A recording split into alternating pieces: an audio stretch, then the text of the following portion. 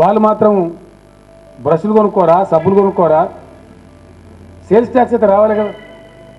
అన్నీ కొనుక్కునే వస్తువులకు తప్పకుండా ఏ వస్తువులు కొన్నా రూపాయి మారినప్పుడు సేల్స్ ట్యాక్స్ వస్తుంది ప్రభుత్వానికి. మరి మనం 3 కోట్ల మంది మళ్ళీ 5.5 కోట్ల మంది కదా సార్, వాళ్ళకి నిత్యావసరాలు లేవా? వాళ్ళ వస్తువులు కొనుక్కోరా? ఆ ట్యాక్స్ కాడ మీరు తప్పు ఫిగర్ తప్పు వింటున్నారు సార్ అని చెప్పింది.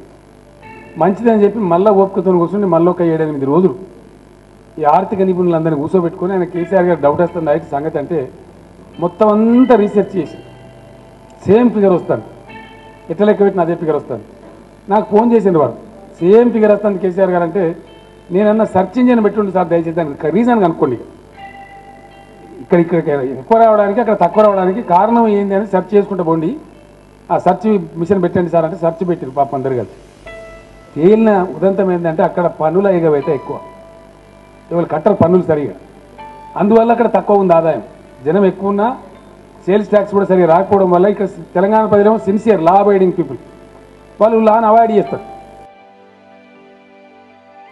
ఎంత ధైర్యం అండి వాడు సినిమా యాక్టర్ గా నాకు అర్థం కాదు. వాడు ఏం సినిమా యాక్టర్ అని వాడు సినిమానే చూడలేదు నేను, వాడు ఏం యాక్టర్ నాకు తెలియదు. వాడు నిన్న వరంగల్లో తెలంగాణ గడ్డ మీద నిల్చొని అరే కేసీఆర్ నీ తాట తీస్తా అంటాడా? వీడా ఒక చిటికే కొడితే వాడు 1000 తుణుకలు అయితే నాకు కూడా అనుకుంటున్నాను.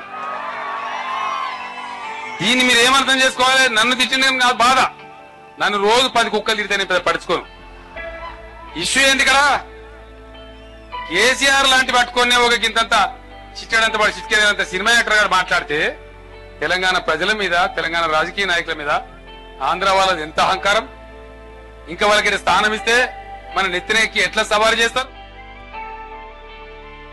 తెలంగాణ పండిత తెలంగాణ వేదముక్తులు చేసేటువంటి దానిలో ఆంధ్ర వాళ్ళు చేసే దానిలో ఒక తేడా, స్పష్టమైన తేడా ఉంది. వాళ్ళది అలంకారము ఆడంబరము ఎక్కువ, మనదేమో నిష్ట ఎక్కువ, పద్ధతి ఎక్కువ.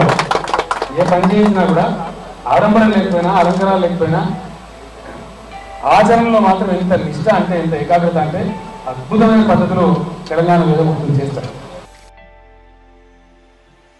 जायदाद जमीन हमसे लूटा गया, बिल्कुल उसको वापस लिया जाएगा, चाहे कितने ताकतवर शख्स के पास हो।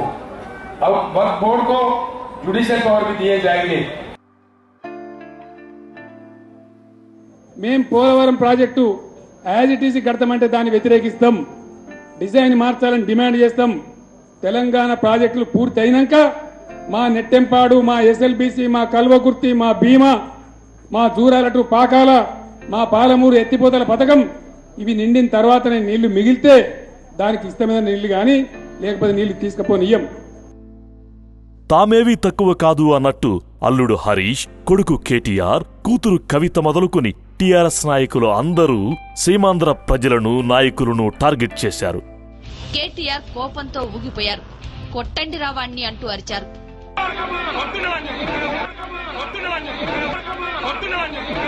దీంతో గులాబీ దండు ఎరుపెక్కింది.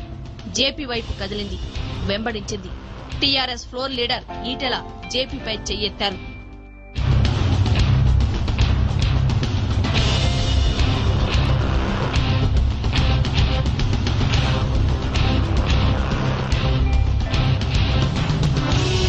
అక్కడే ఉన్న టీఆర్ఎస్ ఎమ్మెల్యే ఈటెల డ్రైవర్ ను జేపీపైకి ఎగదోశారు.